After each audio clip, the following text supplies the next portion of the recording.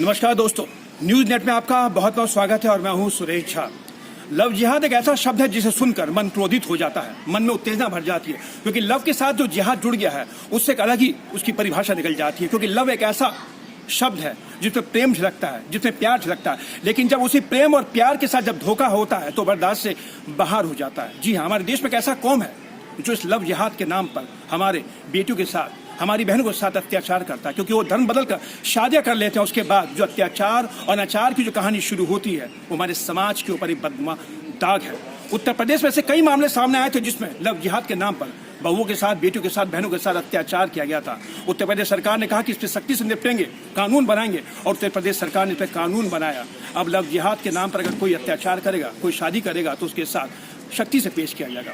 लेकिन इसमें सबसे बड़ा सवाल खड़ा ये होता है कि उत्तर प्रदेश सरकार ने कानून तो बना दिया है, वो कानून कितना खरा होगा। इन तमाम विषयों पर हमारे साथ आज बातचीत करने के लिए मौजूद है कानून के जानकार रविंद्र कुमार। इनसे बातचीत करते जानने की कोशिश करते हैं कि उत्तर प्रदेश सरकार ने जो लव जिहाद पे कानून बनाया है वो कितना सही कानून है। सर, क्या कहेंगे, जो लव जिहाद पे जो कानून बनाया गया उत्तर प्रदेश में वो कितना सटीक कानून है? देखिए, ये एक विशेष सोच है एक सरकार का, जिसने कहा कि हम जो है लव जिहाद के मामलों को 10 साल की सजा का अपराध बनाएंगे।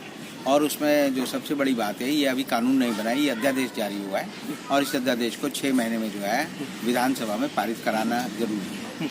जहाँ तक लव जिहाद की बात है, जिसको मैं कहता हूँ कि उत्तर प्रदेश के मुख्यमंत्री का एक निजी एजेंडा भी है और आरएसएस का भी एक एजेंडा है। तो हिंदुस्तान के कानून में पहले भी एक दूसरे अंतर धर्म और अंतर जातीय विवाह होते रहे। अगर आप देखें तो जैसे इतिहास में आता है कि अकबर ने जोधाबाई से शादी की, इस तरह के बहुत सारे ऐसे कानून मिलेंगे कि बहुत सारी शादियां मिलेंगी जो अंतर जातीय हैं या अंतर धर्म हैं। तो इस समस्या को निपटाने के लिए अंग्रेजों के टाइम में 1872 में एक स्पेशल मैरिज कानून बना था। उसमें बहुत सारी विसंगतियां थी, तो हिंदुस्तान की संसद ने 1954 में स्पेशल मैरिज एक्ट पास किया था, जिसमें किसी भी धर्म के लोग, किसी भी जाति के लोग, इवन वे लोग जो कि विदेशों में रहते हैं, जिनका धर्म अलग है, लेकिन वो अगर हिंदुस्तान के नागरिक और हिंदुस्तान में शादी करना चाहते हैं तो स्पेशल मैरिज एक्ट में शादी कर सकते हैं। स्पेशल मैरिज एक्ट में प्रोविज़न है कि जो 2 कंसेंटिंग एडल्ट हैं, यानी कि जो वयस्क लोग हैं, अगर वो एक दूसरे से शादी करने के लिए तैयार हैं और विपरीत लिंग के हैं तो वो जो है शादी कर सकते हैं। उसके लिए मजिस्ट्रेट कोर्ट में जाना पड़ता है उन्हें, और वहाँ जाकर जो है एक शपथ पत्र देना पड़ता है, और उनकी जो ये एक अनुमति का पत्र होता है वो सार्वजनिक बोर्ड पे लगाया जाता है 30 दिन के लिए, और 30 दिन बाद जो है उनकी शादी की अनुमति देकर उनको शादी का एक सर्टिफिकेट दे दिया जाता है।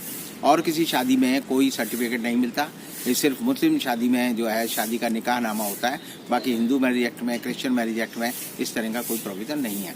तो लव जिहाद को लेकर जो ये कानून बनाया है, इसको एक तरह से मैं कहूँगा कि एक राजनीतिक तुष्टीकरण का एक काम है, क्योंकि अभी चुनाव होने हैं, बंगाल में अभी चुनाव और जगह भी होने हैं, तमिलनाडु में होने हैं।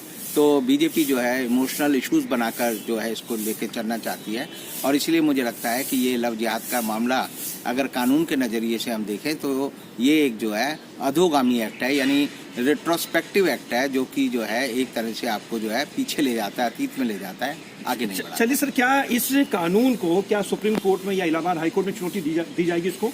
देखिए, कानून तो किसी को भी चुनौती दी जा सकती है। आपको अधिकार है कि आप हिंदुस्तान के संविधान में अगर हाई कोर्ट जाते हैं तो 226 अनुच्छेद में, और अगर सुप्रीम कोर्ट जाते हैं तो 32 में उसको जो है चैलेंज कर सकते हैं। लेकिन सरकार की रणनीति है, क्योंकि उन्हें पता है कि सुप्रीम कोर्ट के जज जो है किसी भी मामले में जल्दी फैसला नहीं देते, तो उन्हें लगता है कि 2-3 साल सुप्रीम कोर्ट इस मामले को लटकाएगा, तब तक वो इसका राजनीतिक जो दूध है वो निकाल लेंगे। अभी जैसा कि अभी आपने कहा कि उत्तर प्रदेश सरकार ने भी इस पर अध्यादेश पास कर दिया है, तो उसको कानूनी रूप देने में क्या सरकार के पास कठिनाई आएगी? क्या सरकार को अभी इस पर कठिनाई का सामना करना पड़ेगा आने वाले दिनों में? कठिनाई का सामना इसे नहीं करना पड़ेगा, क्योंकि उनका बहुमत है। 300 यानी 403 लोगों का सदन है, वहाँ पर इनको पूरा बहुमत है, और विधान परिषद में भी बहुमत है, तो वो तो हो जाएगा। लेकिन अभी आपने देखा होगा 2 फैसले आए उत्तर प्रदेश में जो है हाई कोर्ट के डबल बेंच के और दिल्ली हाई कोर्ट के डबल बेंच के फैसले आए, जिसमें उन्होंने कहा कि कोई भी व्यक्ति अपनी इच्छा से कहीं भी शादी करने के लिए स्वतंत्र है, और कानून उसमें या अदालत उसमें रोक नहीं लगा सकती। यही फैसला जो है इस कानून के ऊपर भी लागू है। लेकिन जिस तरीके से उत्तर प्रदेश सरकार ने भी, आपने कहा कि उनका बहुमत भी है और पास भी हो जाएगा, तो क्या इसको कानूनी मान्यता मिल जाएगी उत्तर प्रदेश में? कानूनी मान्यता एक समय तो मिल जाएगी, क्योंकि गवर्नर के पास जाएगा, गवर्नर इसे कहेगा जी हमने ऐसे एक्ट बना दिया, फिर इसको चैलेंज किया जाएगा और फिर इसको निरस्त किया जाएगा। ये वो कहानी रही। तो यानी इतना आसान नहीं इस पे कानून बनाना? कानून बनाना आसान है, लेकिन कानून के टिके रहना जो है बड़ा आसान नहीं है। कानून जो है ये गलत कानून है, और ये किसी भी जो हम कहते हैं कि जो हमारे संविधान की जो कसौटियां हैं उस पर ये कानून जो है हर हाल में रद्द होगा, और इस कानून में कोई जान नहीं है। चलिए, आपका सब बहुत बहुत धन्यवाद। ये थे कानून के जानकार अनिल कुमार जो हमारे साथ बातचीत करे। तो उत्तर प्रदेश सरकार ने लव जिहाद के ऊपर अध्यादेश पास करे, यानी कानून अब वहां पर बन जाए, क्योंकि वहां पर उनकी सरकार है, बहुमत में सरकार है। लेकिन जो जानकार है कानून के जानकार, उनका कहना कि इस सरकार के लिए इतना आसान नहीं होगा इसको कानून बनाना, क्योंकि इसको कहीं ना कहीं कानून मान्यता तो दी जा सकती है, लेकिन इसको चैलेंज जरूर किया जाए, क्योंकि हमारे लव जिहाद पे एक घिनौना कृतज्ञ तो है, लेकिन इस पर कानून बनाना सरकार के लिए एक बहुत ही टेढ़ी खीर होगी। उसको साबित करना भी सरकार के लिए एक बहुत बड़ा एक मील का पत्थर साबित हो सकता है। कैमरा पर्सन राहुल के साथ सुरेश झा, न्यूज़ नेट, दिल्ली।